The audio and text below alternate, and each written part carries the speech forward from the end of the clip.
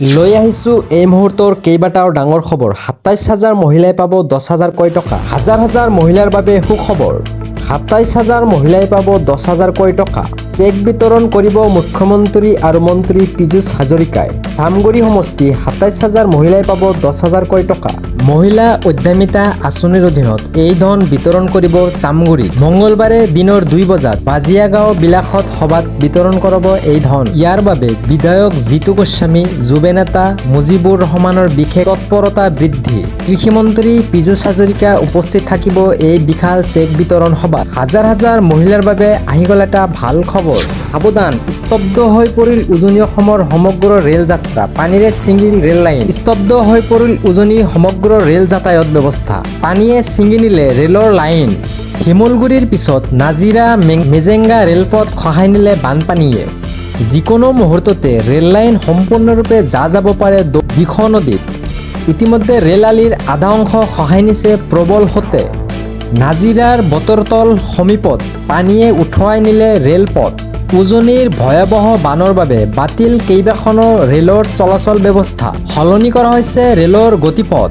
ৰাজধানী বিবেক এক্সপ্ৰেছৰ গতিপথ সাল-সলনি কৰা হৈছে। গুৱাহাটী লিডুলৈ চলাচল কৰা ইণ্টাৰচিটি এক্সপ্ৰেছো বাতিল কৰা হৈছে ইতিমধ্যে। যোৰহাট তিনিচুকীয়া যাত্ৰীবাহী ৰেলৰ চলাচল বাতিল কৰা হৈছে।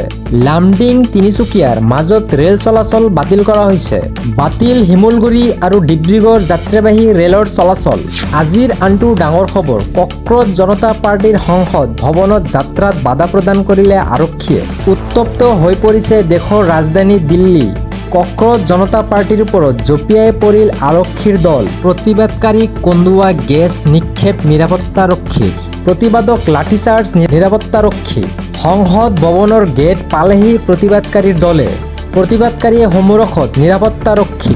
কক্ৰজ জনতা পাৰ্টিৰ সংসদ ভৱনত যাত্ৰাত বাধা প্ৰদান কৰিছে আৰক্ষীয়ে। আৰু এটা ডাঙৰ খবৰ, ৫জনৰ মৃত্যু। নিশা অতি ভয়াৱহ হৈছে উজনিৰ বানপানীয়ে। নিশা অতি জটিল হৈ পৰিছে উজনিৰ বান পৰিস্থিতি। ভয়ংকৰ বানত ৫জনৰ কৰুণ মৃত্যুৰ খবৰ আহিছে। তিতাবৰত বানে প্ৰাণ ল'লে ২ কিশোৰীৰ। সুস্মিতা মৰ্দা আৰু ছোনিয়া পাহাৰীয়াৰ কৰুণ মৃত্যু হ'ল এই বানত।